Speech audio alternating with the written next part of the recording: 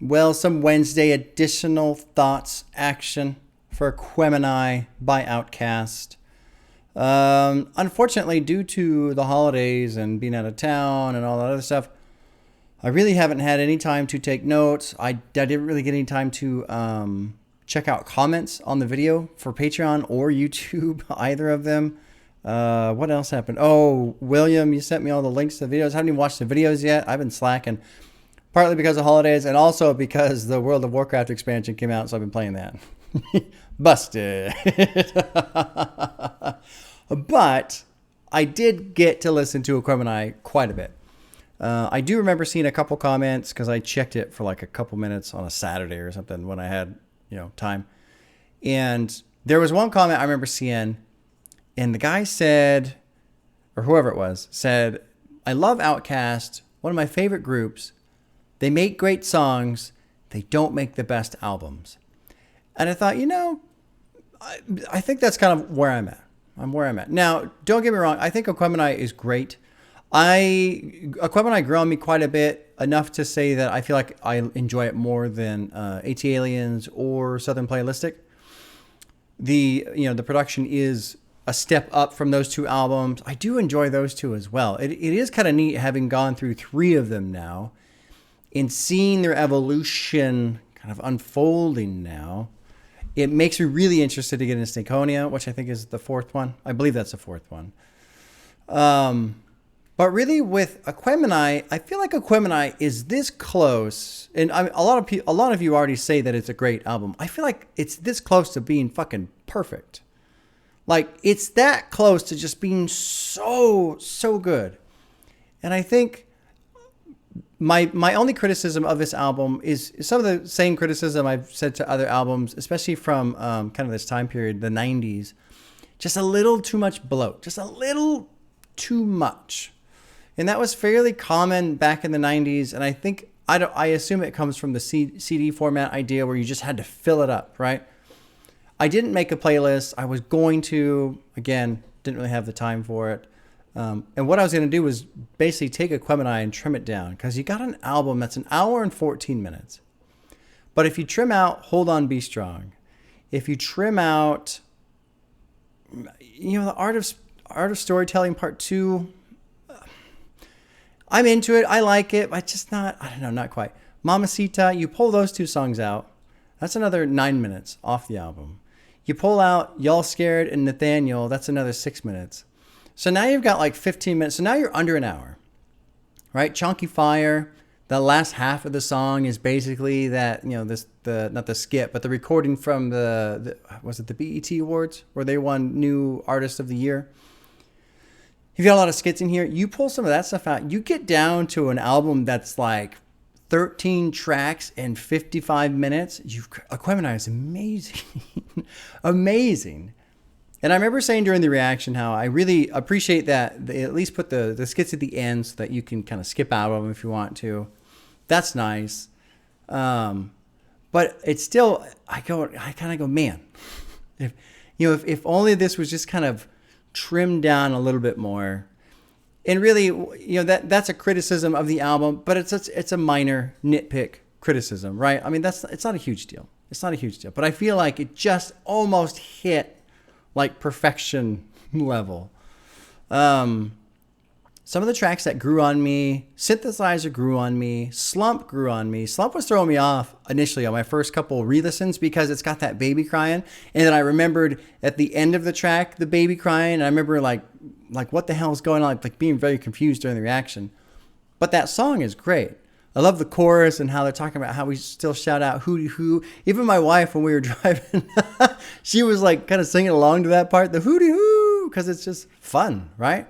Cool track. So that one grew on me a lot. West Savannah, I still love, of course. Aquemini remains my favorite. Rosa Parks is great. Skew It on the Barbie. The end chorus is too repetitive, so usually I'll listen to like 90% of the song and then skip out at the end. Mamacita, no. Spody Odie Dopalicious is great. Liberation really grew on me. Really grew on me. Like, so much so that I almost feel like it should be the last track of the album because I feel like that song finishes so strong. It's just great. I love how patient it is. It's got that Southern style production. It's just fucking mellow. Great jam. I love Liberation. I think I was kind of thinking, is this my favorite? Like, I almost edged out Aquemini for me, but I really like Aquemini. There's something about that sound. What else is there? I can't remember. Kind of a short video just because of the circumstances surrounding it. Oh, that's what it was. Really impressed with Big Boi on this one. Everyone talks about Andre. Andre is really good. Well, he's not really good. He's fucking phenomenal, right? Big Boi really brought the heat on this one, I feel like. I think, was it Slump? Where he's talking about how, now the UPS ain't calling you back because your piss was cloudy and now you're back in the trap. And I felt like it was cool to hear Big Boi get out of some of the gangster rap that he was into early in the first two albums. And I remember people mentioning how I think it was more the record label trying to force them into that niche of being gangster rap and lyrics like that. So it was cool to see him break out. And two, his flow was fucking great. Like, rhyming scheme is good. The flow is good. The lyrics are good. Like, Big Boi, in a way, I mean, you almost want to say it's a shame he's with Andre. It's not, because the two together are phenomenal. But, yeah, he tends to just be overshadowed a little bit, which really is, it sounds like maybe a criticism or a slight disrespect to Big Boi, but really what it is a massive compliment to Andre and how good that fucking guy is at what he does. Because if you can be next to somebody like Big Boi who's doing what he's doing and still just, boom, that's incredible. That opening section, man, on Return of the G, holy shit. So good. Holy shit, man. The speed and the rhythm sections and he's crossing the bar lines and the killer lyrics and basically, fucking get down, like the condescending tone and just the complete disdain that he has and the way he's just throwing it out there towards, I guess you would call it gangster culture, right? Fucking really good, man. Holy shit. I look forward to more Outkast. I don't know how many more albums are left. I don't think there's a lot. Stankonia, I believe, is the fourth one. Let's see here. I don't have the screen up, so it looks a little weird. I'm looking over here, but I'm looking at my thing. I don't know. Stankonia, I believe, is next. Yeah, that's the fourth one. And I think there is one track on there. Hey Ya, is that on there? I don't know. I know that song. I've heard that song before. But I look forward to more Outkast. Great crew. That was supposed to be crew and group, and it turned into croup. Great group.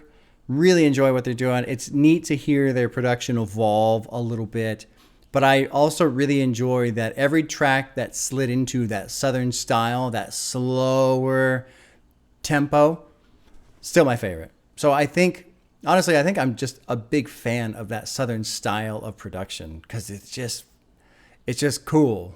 Man, it's just cool. You can put it on. And I mean, I just picture somebody in an older Cadillac driving 12 miles an hour down the fucking road, smoke pouring out the window, Outkast blasting through the speakers, right? Just a slow roll, smoking jam.